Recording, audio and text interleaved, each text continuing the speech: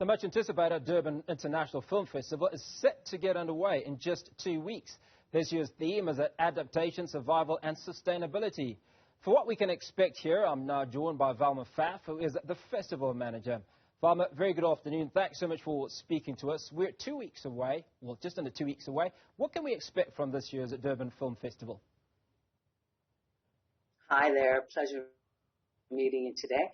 What you can expect is a very robust and varied, diversified program. We have about 50% South African content and 50% international and diasporic African content. So, for instance, from the 21st of July to the 30th, you can enjoy an online festival, which is free, and that is at durbanfilmfest.com.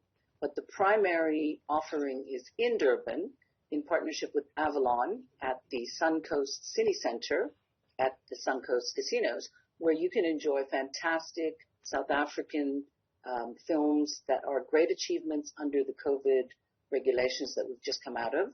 Films such as 1960, which is the opening film on the 21st of July at 7 p.m., or the closing film, which is You're My Favorite Place, and that is Jamil Kobeka's film. That will screen on the 29th of July. And in between, if you go to durbanfilmfest.com, you can find an incredible offering of features, documentaries, short films, our new inaugural International Student Film Festival launch, and a variety of student projects. And you can explore on CCADIF at ukzn.ac.za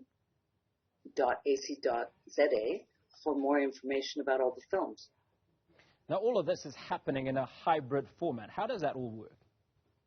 So the films will screen at the Suncoast, as I mentioned, and they will screen live at the City Center in the theater, which we're very happy about.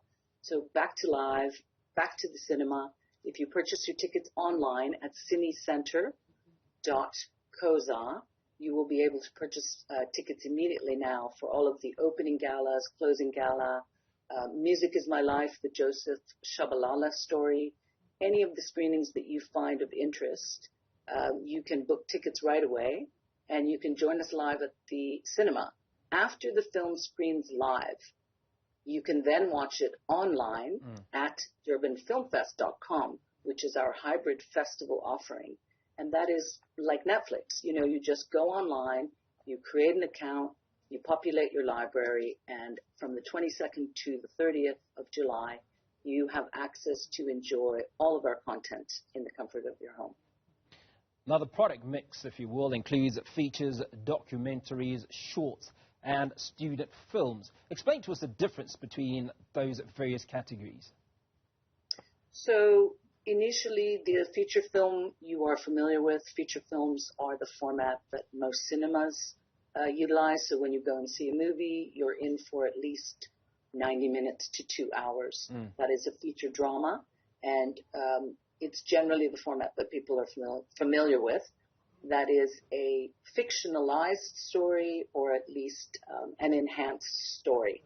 A documentary, for those who don't know, is a story based on real events or real life stories. So those are more very intriguing and perhaps offering a little bit more insight into certain topics. For those who are more interested in learning, documentaries are great access. They're also great access to other nationalities, other cultures, other geographies.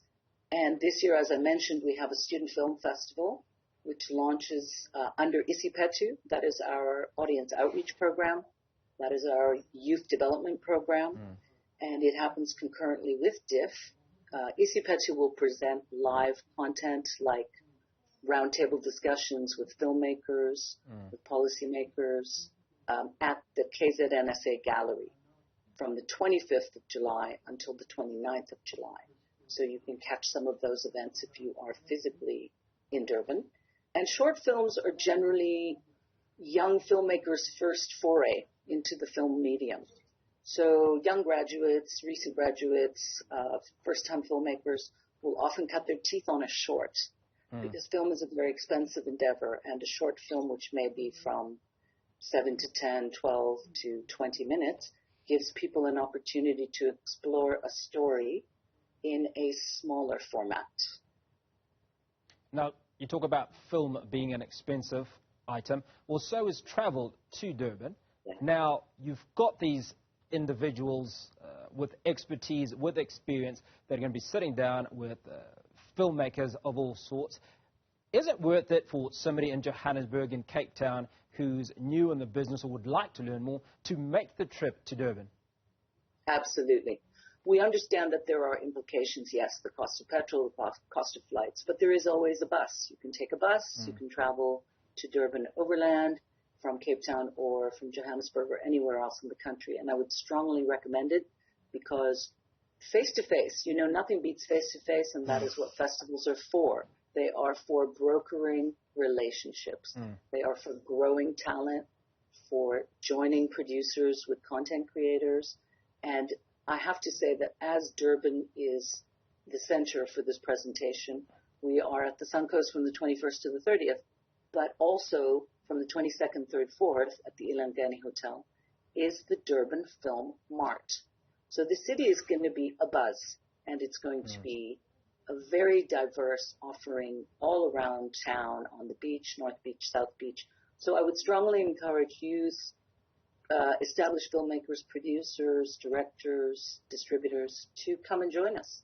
Come and join us live in Durban. Now, you've listed 50% female content distribution as one of the festival's strengths. Why so? Well, generally in film, you can be sure that the offering does not include 50% female, either directed, produced, or distributed. In the industry at large globally, there are maybe 4 to 5% female content-driven projects, and that is a big problem. So working towards diversity, equity, inclusion, and broadening the voice of female content creators, this year we encouraged our programmers to curate a program for us that represents content developed, written, and directed by females. Now I'm going to take you back to your theme, adaptation, survival, and sustainability. It almost speaks to our lives over the last 50 or so months of COVID, if you will. What was the inspiration for it? That's exactly right, and you hit it right on the head. So in our perspective, we look at the world and we say, as creative individuals, our capacity to adapt is the only thing that allows us sustainability and survival all in one go. Because, change is the only constant, and artists, being the canary in the coal mine, artists are always the first to adapt, to recalibrate, and to represent. So we are at the current moment in a very critical state where cultural content, creativity is paramount to help alleviate some of the stress, hardship, depression, and physical and emotional challenges that people have faced as a result of all of these lockdowns. Now I'm going to draw your attention to a film that's on the cards called Batata. I think that's how you say it. And this film apparently was shot over 10 years. Now 10 obviously is not standard. What causes a film or somebody to film over that sort of period? So that film is actually a Canadian finance film, but it does take place in Syria. And over 10 years, the filmmaker collected and documented all of, sometimes films just take a very long time to construct. So the film is I suppose it's a document to the experience of the people and the filmmaker. And I think in most cases these days, due to COVID, a lot of the films were delayed, either in their finished state or getting to a conclusion. So I think the filmmaker herself, Nora Kevorkian, took 10 years to collect all of the content and then to bring the film to conclusion. She's a Lebanese Syrian, and I think her story was very much rooted in her own experience with her family as Syrian migrant workers. So yes, it took a decade to put the film together, but that's not unusual. And I think this offers us a great insight into the struggle of Syrian people, as we know, and their experience throughout the world. becoming refugees and having to leave their country because of war. Now, Velma, I'd like to take you back to the basics and another struggle, and that struggle is around funding projects where you want to shoot a documentary or a short film. What are the various funding models that would be available to young people or those that are producers of film that are looking to get into that space? Exactly. That's basically that is exactly what ECPAD 2, our audience outreach and filmmakers networking and workshop opportunities presents.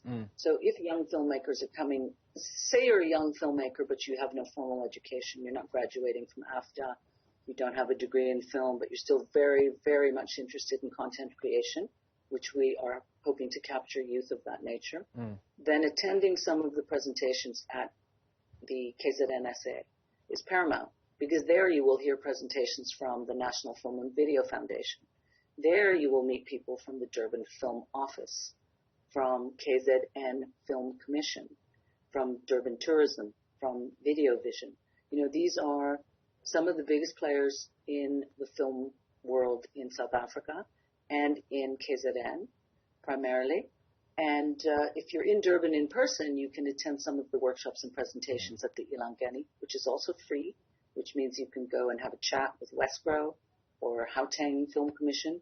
And these are really fantastic opportunities for youth to start to understand, to understand the nature of making a film and the concept of not just having a story and an idea and writing a script, but finding the money to develop the content and to bring it to fruition. All of that can be a very long and arduous process. Okay, now you've talked about the youth. What about those like me that haven't been a youth for a few years? What is available to the mature potential film producer, if you will? Well, I would say the same avenues exist. So the National Film and Video Foundation definitely offers access to filmmakers of any level.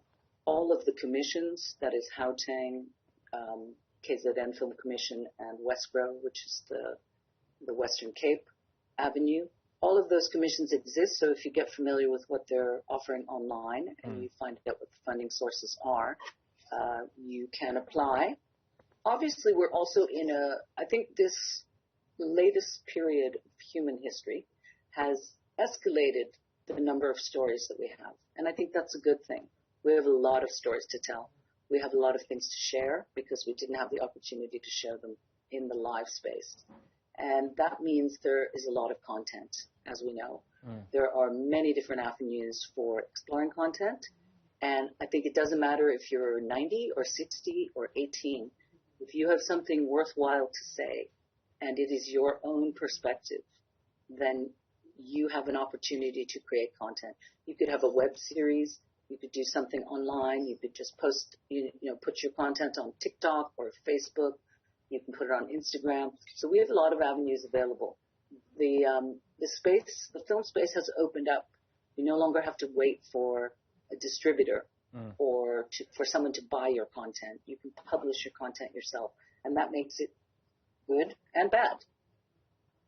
Now, the one thing that you raised, stuck with me because I've been thinking about it while prepping for this interview, and that is short film, or rather feature film or documentary. How do you pick one and not the other? So, like you say, personal experience, you'd like to tell that story. Do you go feature film? Do you go documentary?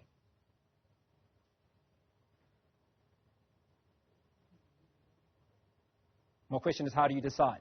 Or what are the factors that push you to one or the other? Well, exactly. So, like I said before, a calling card, which is a short film, is generally your first entrance into the film world. If you have a story and you can concisely tell it in under 20 minutes, then you can make a short.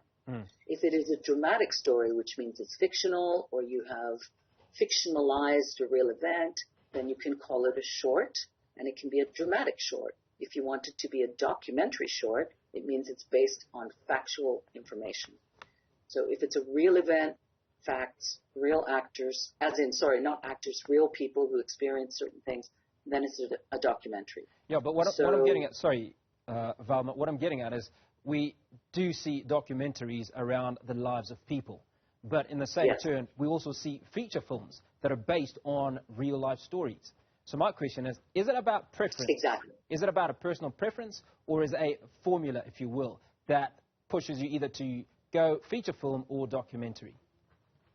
No, I don't think, well, there is a formula. Clearly there is a format. A feature film, as I said, is a dramatic adaptation of a possible live event or a real event, but it is dramatized. Therefore, it is not 100% true or 100% accurate in its representation, whereas a documentary strives to be 100% accurate and factual and is not dramatized. So it is not enlivened in any way. It is actually told from the standpoint of the director truthfully, so the audience has a true understanding of the situation, of the characters in the story. I think it's, we're also at a wonderful point in delivery that people have woken up to content like documentaries, which used to be very fringe elements 25 years ago. They were just festival content. Now we have documentary content everywhere, and people love it, and they love the fact that when they are consuming media, they can also be learning. That, I think, is phenomenal. Bob, I appreciate your time, but before we let you go, just a reminder again, where do people find you, or certainly find information around the Durban Film Festival?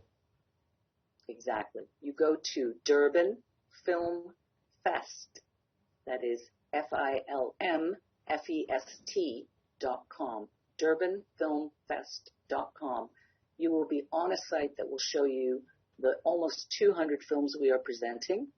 It is a very easily navigatable site. You can create a profile, and you can get yourself ready to watch films from the 22nd of July when our hybrid presentation goes live. And as I mentioned, this is free. So please gather your friends and family, investigate the films that interest you, populate your library, and get ready to watch. Join us at Suncoast Casino at Cine Center to watch movies live in the cinema. And please come and support the phenomenal content by South African filmmakers. Please give them a big round of applause, because we have not been allowed in the theater for full occupation of the theater for 2 years. So I think it's really wonderful if people can join us live in the cinema to support our local content and also to investigate some of the beautiful programming we have from around the world.